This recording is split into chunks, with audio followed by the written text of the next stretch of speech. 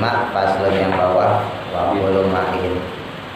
Bismillahirrahmanirrahim. Qala musannif rahimahullahu ta'ala wa nafa'na bihi wa barakati ulumi fid dharain amin. Faslun, adapun pasal berikutnya yang menerangkan tentang najis di sini ya. Wa kullu ma'in, adapun setiap perkara. Dan di sini kalau diartiin bisa perkara cair. Khoroja yang keluar, minas sabilaini dari dua jalan. Maksudnya jalan depan, jalan belakang itu kubul dan dubur. Ya, ini bahasa fikih, bahasa halus.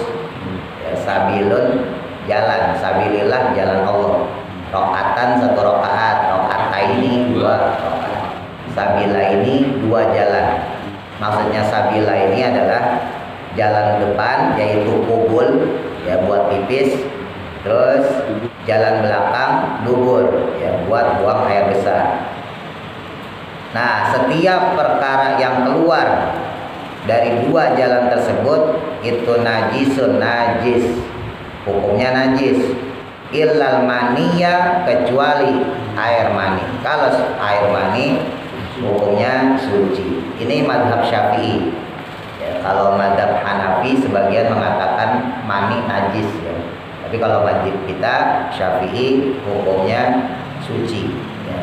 Jumhur ulama dari mazhab Maliki, mazhab Syafi'i, mazhab kita dan Hambali untuk mani hukumnya suci. Tapi kalau beberapa ulamanya mazhab Hanafi mengatakan hukumnya najis. Ya sama seperti hukum bangkai manusia.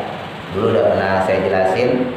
Kalau jumhur ulama manusia mati dibangke ya kan, nah, hukumnya suci ya, tapi kalau menurut beberapa mazhab Hanafi hukumnya najis. Makanya kalau orang yang mazhab Hanafi ketika nyolatin jenazah, jenazahnya nggak ditaruh di dalam.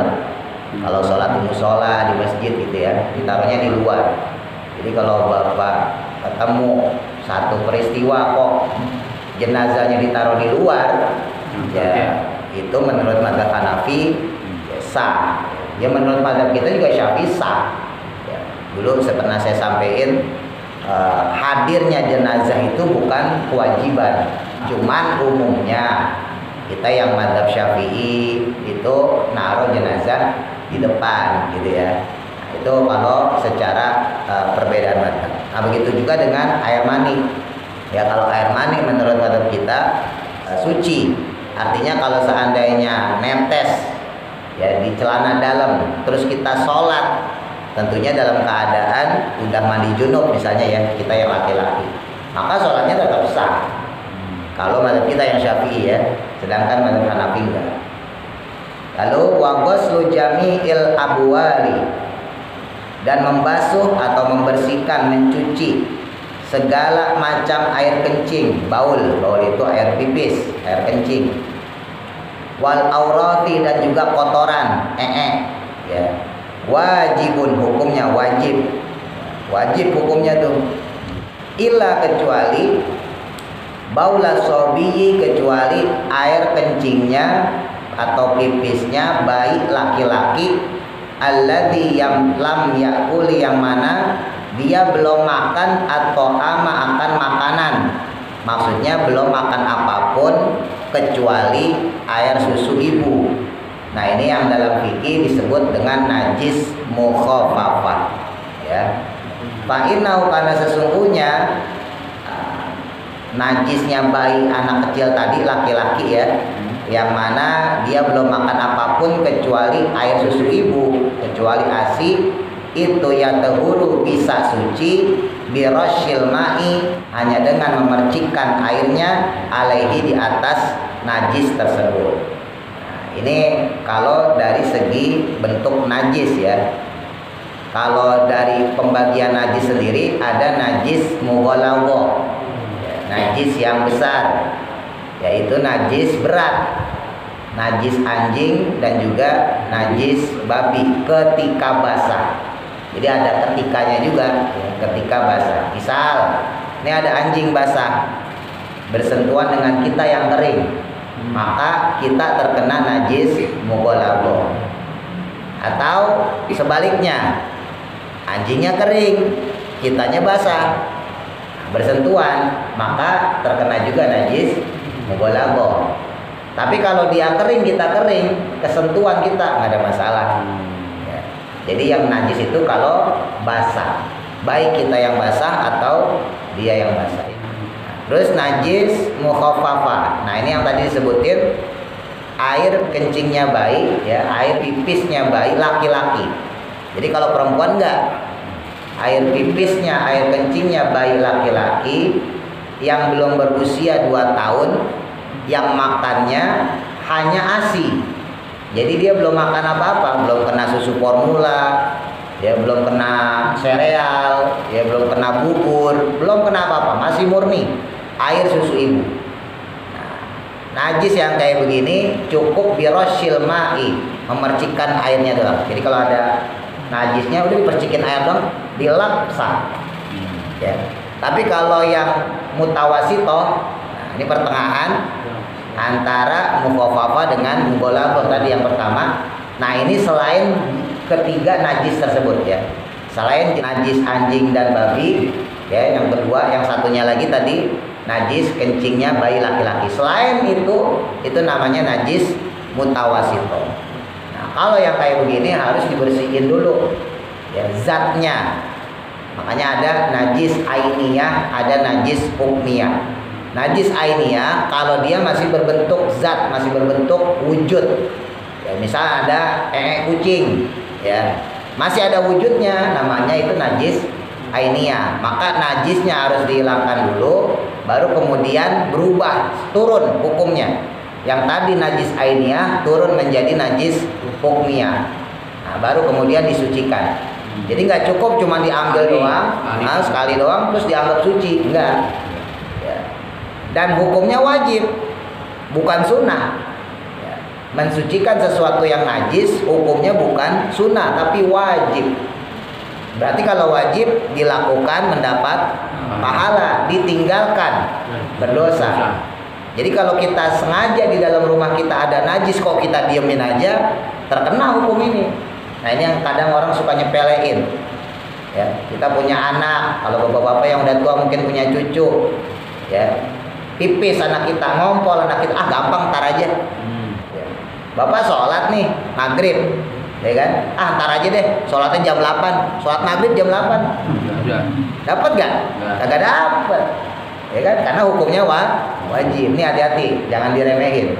Ya. Walaupun kemudian seandainya itu pipis anak kita atau cucu kita udah kering, ya tetap masih bisa disucikan. Ya masalah hukum tetap bisa disucikan, nggak ada masalah mau kering atau basahnya. Tapi yang jadi masalah ketika kita lalai, ya. Jadi menganggap remeh, tasahul namanya. Jadi menganggap enteng, udah gampang ntar aja. Nah itu yang menjadi masalah ya. Karena tentunya dalam hal ini kalau secara hikmahnya pasti ada mudorot. Kenapa ketika ada najis harus segera dibersihkan, harus segera disucikan, karena nanti pasti akan timbul mudorot. Ya, misal ya anak kita, cucu kita pipis, ya kita tunda-tunda, ntar aja deh. Nah terus kita wudhu, udah bener lah gitu ya dari awal sampai kaki. Nggak sengaja kita injek tuh najis tadi, lalu kita sholat. Nah otomatis sholat kita jadi sah nggak? Jadi nggak sah, bukan batal, nggak sah. Kalau batal kan karena kita melakukan sesuatu yang membatalkan wudhu. Ini kita nggak membatalkan wudhu, kagak kentut, kagak buang air kecil, kagak nyentuh perempuan, nggak ada yang membatalkan. Cuman karena kita nginjek tadi bekas najis tuh, ya berarti sholatnya jadi kagak sah. Nggak dapat pahala. Nggak dapat pahala orang kagak sah. Iya, bawa najis masalahnya. Berarti sholatnya diulang nggak? Diulang. Itu kalau kita tahu. Kalau kita nggak tahu, kalau kita nggak ngeh, terus kita meninggal di akhirat minta jatah pahala kita. Ya Allah, ini kok hari Senin saya perasaan sholat kok kosong, kok nol, sholat saya mana ya Allah? Jadi tampilin itu ya, bahwa ketika kita sholat kita nginjek najis yang sengaja kita diemin. Kalau kita nggak tahu sih nggak apa-apa. Kalau nggak tahu nggak masalah. Nah ini mah kita tahu tapi kita diemin. Oh, dasar kitanya aja PA, ya kan? Diemin aja. Hati-hati ya. Nah, itu najis mutawasitun. Wala yufa, dan tidak diampuni. Ya, maafu itu sesuatu yang dimaafin. Ya, jadi ada najis yang makfu, ada najis yang tidak dimakfu. Nah, ini najis yang tidak dimakfu. Wala yufa, dan tidak dimakfu an syai'in, dari sesuatu, minan najasati, dari berbagai najis, illal yasira, kecuali dari hal yang sedikit atau dari jumlah yang sedikit, minadami, berupa darah, wal qoihi, dan juga nanah ya. Jadi darah atau nanah ya, yang kalau dia sedikit masih diampunin, tapi kalau banyak hukumnya tetap najis.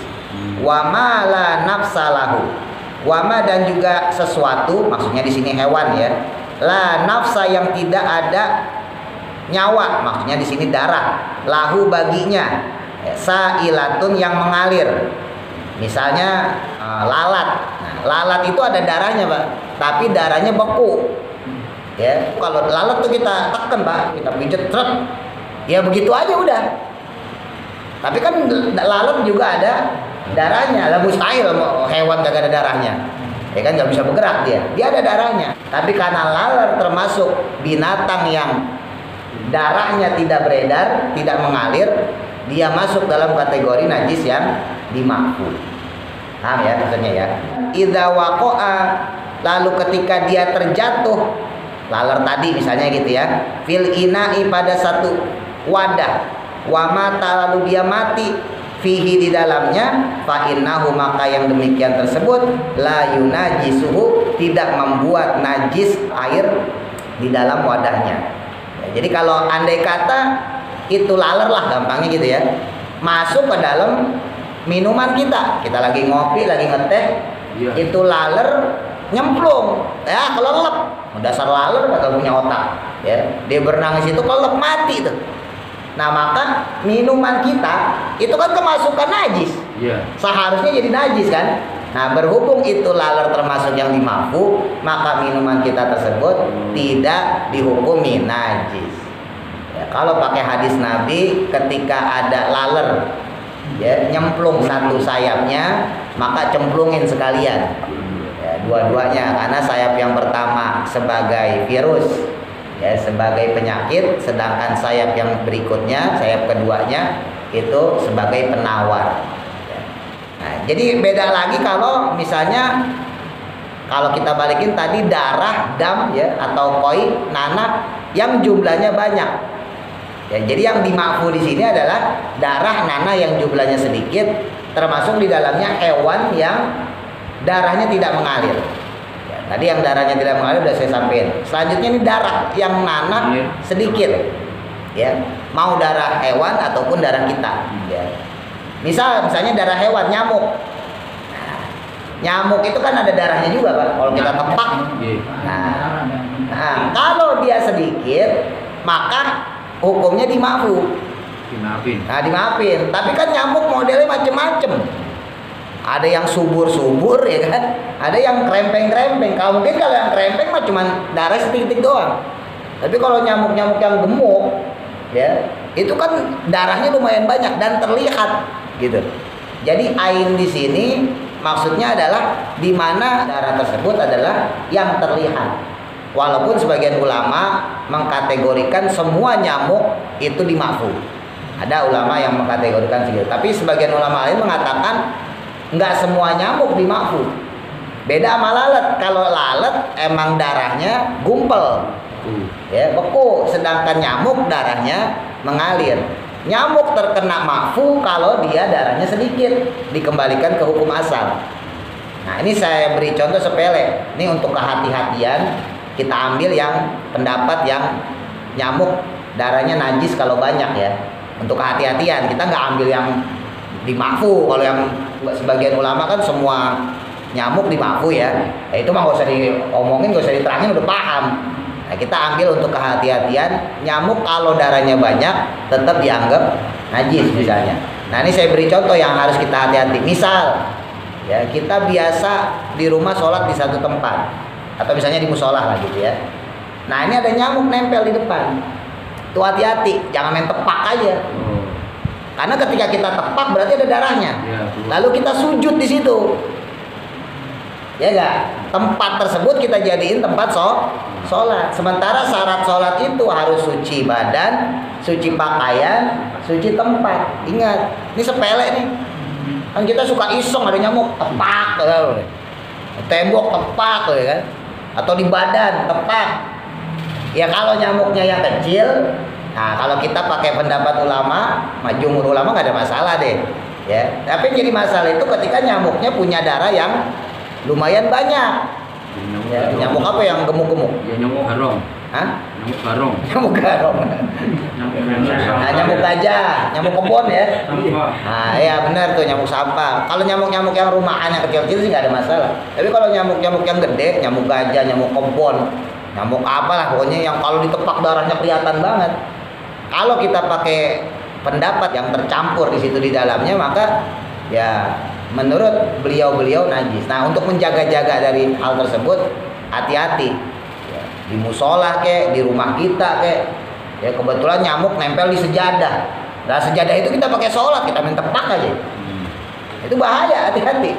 Makanya kalau ngelipet sejadah, usahain jangan di depannya, tapi belakangnya. Dibalik. Ya, kalau kita ngelipet sejadah di rumah, Pak, ya. Nah, ini ngelipetnya jangan begini. Dibalik ngelipetnya. Luar di dalam ya. Nah, lipetnya gini. Kaki ketemu kaki, pala ketemu pala. Ya, Pak Idris bener, Pak Idris. Nah, ini kan gini nih. Ya. Bener sampean. Nah, ngelipetnya jangan begini. Iya. Oh. Ini rawan kalau kita taruh jembrengin kena najis. Ya, walaupun sekali lagi kalau pakai hukum fikih nggak tahu nggak apa-apa. Tapi masa nggak tahu mulu, berarti kan kita ceroboh. Saya itu. Pak Idris bener, Pak Idris. Nah, jadi caranya gimana? Ya udah. Ya, tutup yang benar. Ya, jadi kalau misalnya ini bagian depan, ya, bagian depan pala ketemu pala ya. Nah, ini kaki ketemu, kaki tutup gitu. Oh, gitu. Nah, Udah belajar fikih berarti. termasuk di dalamnya kayak musola. Musola juga kalau bisa Pak Haji Kohar selesai tuh. Lipat. Karena kita nggak tahu ada cicak di atas. Iya, dilipat. Buang hajat di situ, disangkain Yang rest paling- area ya kan. Yang paling atas ya. Yang paling atas dilipat. Iya. Semuanya. Ya kita buat jaga-jaga doang. Kalau imam soalnya rawan, kalau makmum sih gak ada masalah. Ya. Wal hayawan, dan adapun hewan kuluhu semuanya itu tahirun suci. Illal kalba, kecuali anjing. Semua hewan suci kecuali anjing. Wal khinziro, dan juga babi. Suci di sini bukan dalam artian bisa dimakan, Pak ya. Macan maksudnya ya tetap suci karena dia bisa disamak, tapi tidak bisa dimakan. Ya jangan gagal paham ya. Wa ma tawalada minhuma, dan juga hewan-hewan yang lahir dari keduanya, au min ahadihima, atau dari salah satu keduanya. Wal maitatu, nah nih yang tadi sempat saya singgung, dan juga semua bangkai mait ya, itu najisatun najis, illa samaka, kecuali ikan, wal jaroda, dan juga belalang, wal adamiyah, dan manusia. Ini lagi-lagi ini mazhab Syafi'i ya. Jadi belalang itu nggak najis walaupun bangke, ikan nggak najis walaupun bangke. Ya, ada kadang orang berdebat, kalau ikan hiu gimana Pak Ustadz? Ikan hiu kan bertaring, ya ikan bukan, ikan ya udah nggak najis, asal berani aja makan ikan hiu. Ya. Nah, iya. Jadi kalau masalah yang kayak begini jangan bertaring atau enggak, gitu ya, bercakar apa enggak, ini udah nas. Ya.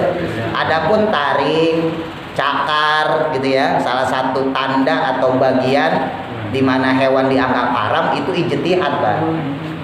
Bedain antara ijtihad dengan nas. Kalau nas ya udah menurut hukum Quran dan hadis nggak ada masalah. Tapi kalau misalnya hidup di dua alam, ya kan, itu ada juga kategori kayak gitu. Terus bercakar, bertaring dan sebagainya, itu ijtihad para ulama. Jadi misalnya seandainya ikan hiu bertaring, tapi dasar hidupnya di mana?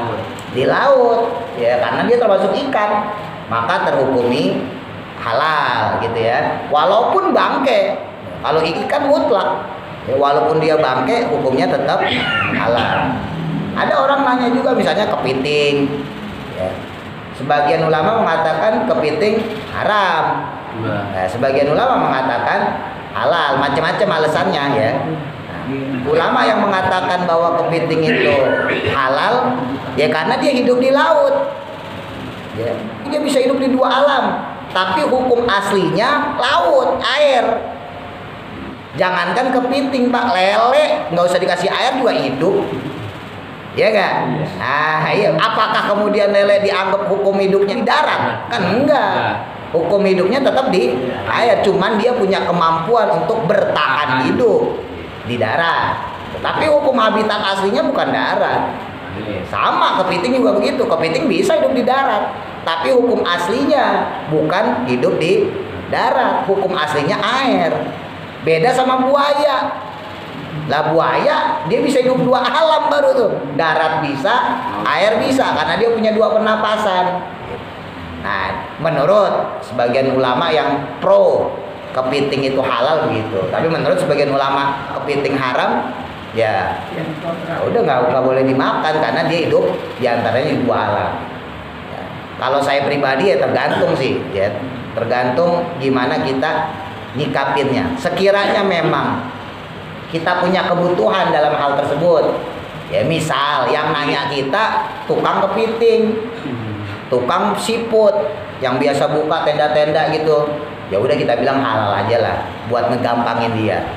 Ya jangan kita bilang haram, orang itu udah jadi pendaringan dia, udah jadi mata pencarian. Kalau dikasih gratis ya. Apalagi syukur-syukur dikasih gratis. Halal. Kalau buat yang nggak makan, misalnya gitu ya, atau yang jijik kan ada yang juga yang jijik. Ya. Saya sendiri belum pernah makan kepiting. Nah itu ya udah kita usaha bilang kalau bisa jangan gitu. Makan yuyu. Nah yuyu juga tuh. Kalau yuyu mayoritas ulama haram. Banyak di daratnya. Kenapa? Karena dua alam, bukan banyak daratnya, karena dua alam. Yuyu beda sama kepiting. Ya kalau yuyu rajungan ya. Nah, ya. Nah, itu haram. Kenapa? Karena dia bisa hidup dua alam, di air bisa, ya di darat bisa. Beda sama kepiting. Kalau kepiting enggak. Ya, sama kayak lele tadi lah. Wayuk salu dan kemudian, nah ini tadi pembahasan yang tentang najis ya. Nah ini cara membasuhnya. Wayuk salu dan kemudian dibasuh atau dicuci. Apa yang dibasuh, yang dicuci? Al-ina'u wadah. Ya, tempat. Min wulugil kalbi, dari bekas jilatan anjing. Wal khinziri, dan juga babi. Sab'a marotin, dengan basuhan 7 kali. Ihdahuna, yang mana salah satunya biturabi, dengan tanah yang berdebu. Wayung salu, dan juga dibasuh atau dicuci ya min sa'irin najasati, dari berbagai najis yang lainnya, marotan, cukup dengan 1 kali. Ta'ti alaihi, ta'ti yang didatangkan, yang datang alaihi kepadanya, maksudnya airnya disampaikan kepada najis tersebut. Wasalah 1, tapi adapun kalau dibasuh 3 kali, diulang 3 kali, itu afdol, lebih afdol. Nah, untuk najis yang dia mughaladzah, najis anjing dan babi, itu syarat basuhnya bukan cuman air doang, tapi harus dicampur dengan tanah yang berdebu. 7 kali basuhan salah satunya. Terserah mau dipakai yang pertengahan atau di akhiran. Ya, jadi misalnya yang pertama air, kedua air, ketiga air, keempat airnya dipakein tanah. Jadi airnya ini kita masukin tanah, Pak. Jadi bukan tanahnya diusapin ke situ, bukan. Ya, tanahnya dimasukin ke dalam air. Nah, baru kemudian dibasuh. Basuhan yang pertengahan ya, misalnya basuhan keempat, atau basuhan yang terakhir. Yang pertama air doang, yang kedua air doang, yang ketiga air doang, terus sampai yang ketujuh baru air tersebut dimasukin tanah, ya baru kemudian dibasuhin. Yang ketujuh boleh, tapi yang afdol menurut jumhur ulama di bagian pertengahan. Jadi bagian basuhan yang keempat, ya 3 kali pakai air, terus yang keempatnya campur tanah, baru 5, 6, 7-nya air lagi.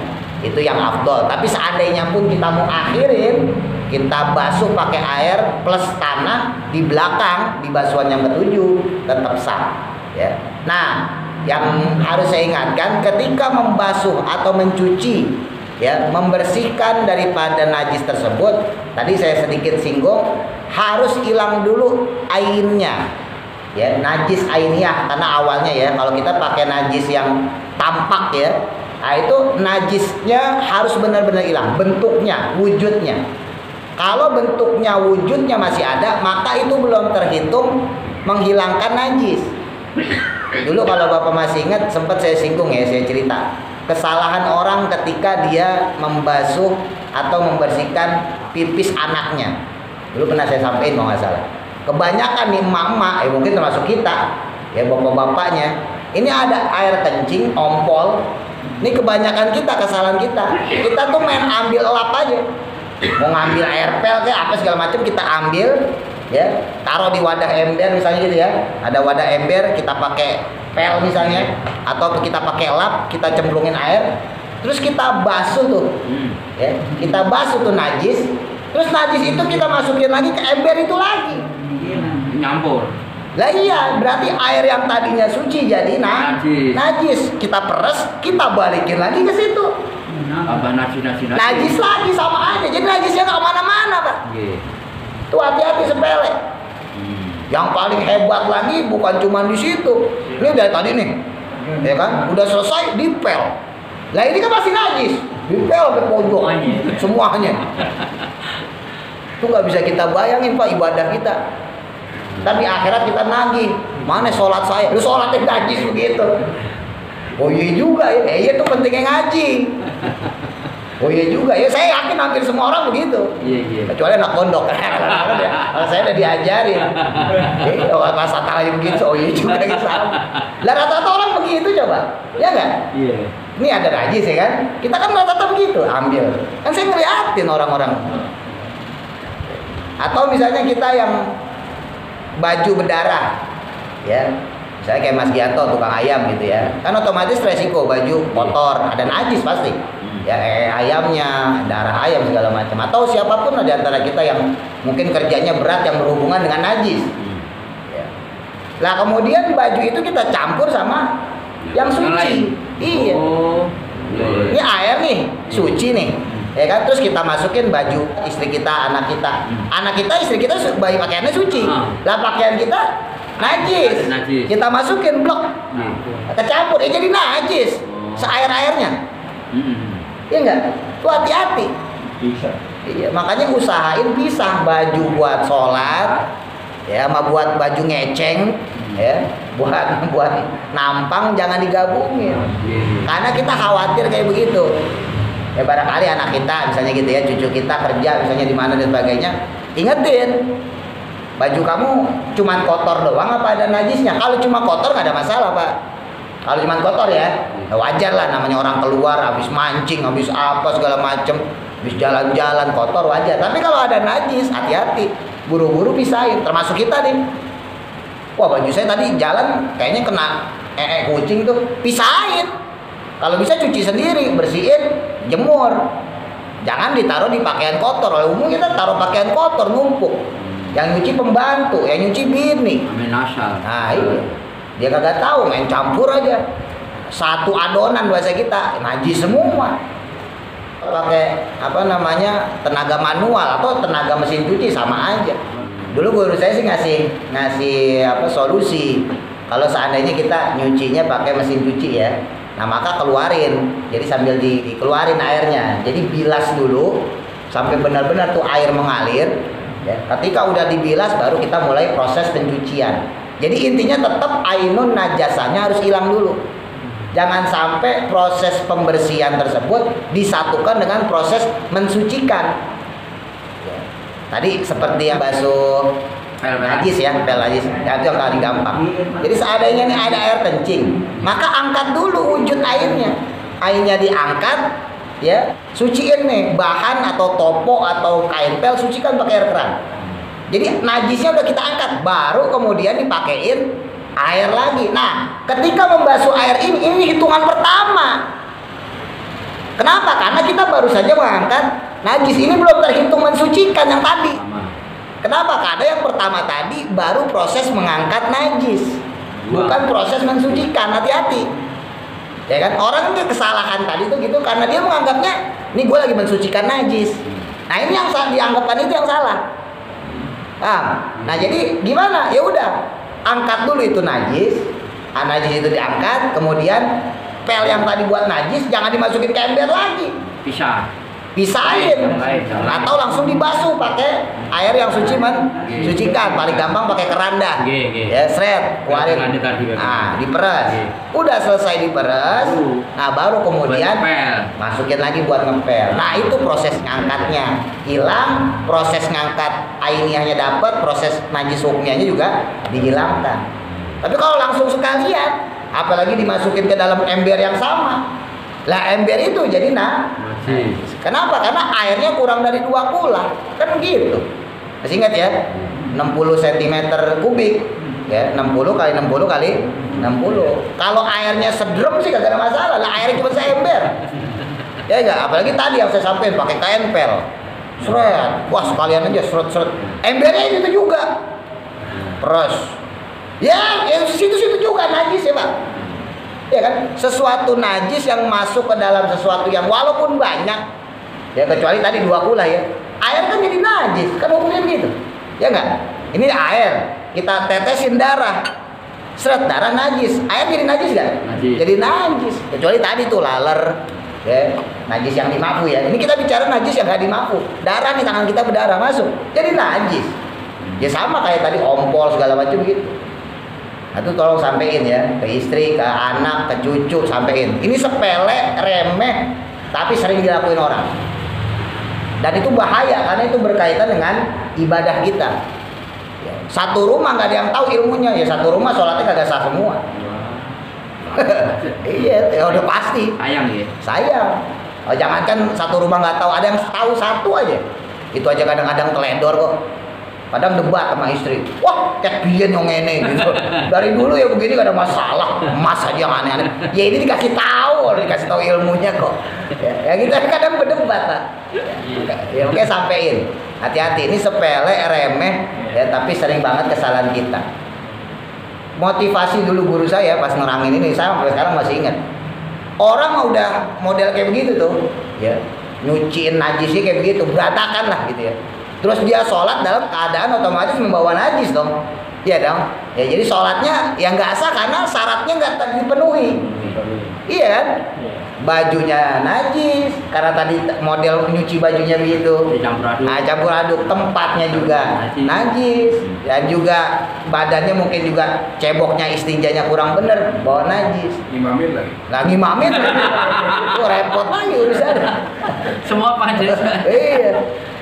Nah terus dia doa, dia doa, ya Allah mudahkan rezeki saya, ya Allah saya punya masalah begini begitu, ya Allah saya pengen obyekan begini, ya Allah saya dapat job nih gini. Kagak ada yang bener, ya kagak ada yang dapat. Di akhirat nyesel, ya itu ngerinya. Kenapa? Ya tadi orang sholatnya begitu. Kan banyak orang ngeluh, Ustaz kayak saya sholat kok hidup makin susah bukan makin enak. Padahal sebetulnya gak ada hubungannya ya. Ya orang yang gak sholat banyak, orang kafir gak sholat. Ya rezeki mah dapat aja kan. Sebetulnya gak ada hubungannya. Tapi setidaknya dengan sholat yang benar itu membuat diri kita qanaah, bisa nerima apa yang ditakdirkan oleh Allah. Minimal itu. Sekalipun dia miskin, kalau dia sholatnya benar, dia bisa qanaah, dia bisa nerima apa yang dia dapat dari Allah. Apa yang ditakdirkan oleh Allah, baik itu masalah, baik itu ujian ekonomi, baik itu ujian hidup, pasti gampang. Tapi dengan syarat sholatnya benar tadi. Ini masalahnya sholatnya berantakan. Jangankan sholat, tadi cara mensucikannya aja berantakan. Lalu dia berdoa, ya Allah jauhkan saya dari kesulitan hidup ini dan sebagainya. Udah kagak dikemplang malaikat juga disyukur. Enggak? Hati-hati ya, tolong sampein, ini virus ya, sampein ke istri kita, sampein ke anak kita, ini sepele banget, sampein ke cucu kita, kasih tahu cara mensucikan sesuatu yang najis. Hati-hati, jangan sembarangan. Nah wa idza takhallalat, dan ketika berubah, apa al-khamratu khamr itu minuman keras ya, zaman dulu ya pakai tuak, binafsiha dengan dirinya sendiri, dengan zatnya sendiri, maksudnya berubah nggak pakai bahan kimia. ya tahurat, maka dia menjadi suci. Ya, karena kalau minuman keras itu kalau didiemin lama-lama jadi cuka, Pak. Nah, itu halal kalau tanpa bahan kimia. Wa in khalalat, ya, dan apabila berubahnya dia yang menjadi cuka, ya, bitorhi syai'in, dengan mencampuri sesuatu fiha di dalamnya, lam tatahur, maka tidak suci. Kalau dicampur dengan sesuatu bahan kimia maka tidak suci. Terakhir saya sampaikan, jadi hati-hati sekali lagi untuk masalah bersuci, ya. Sering saya sampaikan karena saya nggak bosan-bosan, karena ini awal dari ibadah kita. Ingat ya, istinja kagak bener, nggak sah, otomatis wudhu nggak sah. Ya, istinja cebok, ya, istinja cebok kagak bener, maka otomatis wudhunya kagak sah. Wudhu kagak sah, maka sholatnya juga jadi tidak sah. Jadi awali dengan yang benar. Istinja bener nih, cebok kita bener, tapi pas wudhu salah, berantakan sholat, maka sholatnya jadi tidak sah. Jadi itu tahapan, Pak. Salah satu aja yang kagak bener, nggak sah, maka ikut semua nggak sah. Istinjanya nggak bener, maka wudhunya jadi nggak sah, sholatnya jadi nggak sah. Istinja bener, cebok bener, ya, tapi wudhunya kagak bener, maka sholatnya jadi kagak sah. Atau istinja bener, ya, wudhu bener, sholat asal-asalan, ya nggak sah juga. Oh, tiga-tiganya. Iya, makanya tiga-tiganya harus bener. Bolak-balik saya sampaikan, awali dengan istinja yang bener.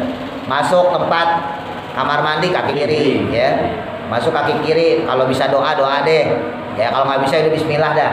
Nah, penting ada doanya. Kalau bisa ya doa, Allahumma inni a'udzubika minal khubuthi wal khaba'ith. Kalau bisa. Kalau nggak bisa ya auzubillah. Nah, terus saya sering waktu itu sampaikan jangan berdiri, ya.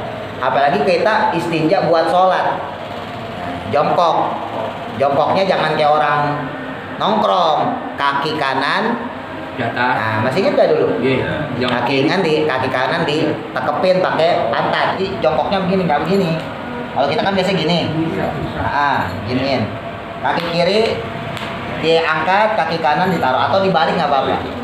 Kebalik begini nggak apa-apa. Tapi yang bagus gini. Ya. Nanti kalau udah begini, kalau udah selesai, supaya keluar dehemin 3 kali. Nah, dalam 3 kali atau dibalik. Ya, sambil dibalik supaya air kencingnya keluar semua. Kalau berdiri, resikonya air kencing kita masih ketahan. Ya, kalau masih ketahan, otomatis khawatirnya pas lagi sholat keluar. Ya kan? Apalagi mohon maaf yang udah sepuh-sepuh nih. Yang udah sepuh-sepuh hati-hati.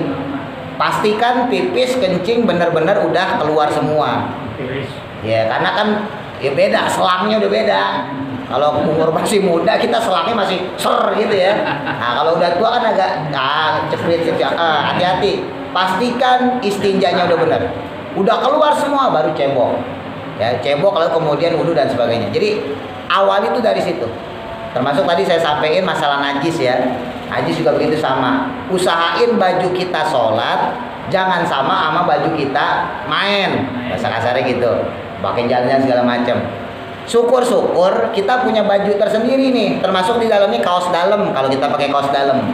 Ini kaos dalam biasa dipakai buat keluar rumah atau buat di rumah, buat santai, buat tidur dan sebagainya. Pisahin kalau bisa untuk kaos dalam pakai sholat. Gitu. Celana kalau yang sholatnya pakai celana yang buat keluar sama celana yang buat sholat, usahain beda. Yang bagus ya, misalnya kita pakai sarung nih, ya udah sarung yang biasa kita pakai buat keluar sama sarung buat sholat itu juga beda. Kan kita sarung pasti banyak, Pak. Iya. Saya juga kemana-mana pakai sarung, membuang sampah aja pakai sarung saya. Tapi sarung yang saya pakai keluar sama sarung yang saya pakai buat sholat, buat ibadah beda. Bisa bedain. Sarung mah sama pakai sarung, tapi kita bedain. Dan saya kan santri, kemana-mana pakai sarung. Ya. Jadi kalau main ke rumah orang segala macam saya pakai sarung, tapi sarung yang saya pakai itu beda sama sarung yang saya pakai buat sholat. Jadi kalau udah terbiasa pakai kayak begitu, insya Allah dari istinjanya benar, ya, kemudian hadasnya benar, wudhunya benar, najisnya semuanya dihindari, terus kemudian kita sholat, insya Allah kalaupun sholat kita belum khusyuk, ya pasti belum khusyuk model kayak kita aja kan, setidaknya kita udah berusaha bener, itu udah ngurangin murkanya Allah, ya, itu udah ngurangin marahnya Allah. Kenapa? Karena kita udah sungguh-sungguh, ya, karena kita udah sungguh-sungguh pengen bener. Cuman pas sholat, dasar kita manusia, Allahu Akbar ada aja keingetan, ya kan? Iya, nggak usah makmum, imam aja begitu, nggak bisa hilang, ada aja ngingetin. Tapi ya nggak apa-apa, kan kita udah berusaha tuh, ya udah berusaha bener. Masalah ntar kita kurang khusyuk, ya udah insya Allah Allah maafin. Tapi kalau kita asal-asalan dari awal, cebok asal-asalan, ya, istinja asal-asalan, wudu asal-asalan, sholat juga masih kagak khusyuk, kan kebangetan. Ya Allah negornya gampang banget. Begitu amat ibadah lo, udah bertahun-tahun dari umur balik 15-17 sampai tua begini 40, 50, 60, sholat masih begitu-gitu aja. Untungnya Allah baik, ya, untung kagak langsung dikasih geledek. Kalau saya kasih geledek sekali. Wallahu a'lam. Mudah manfaat al-Fatihah. Alhamdulillah.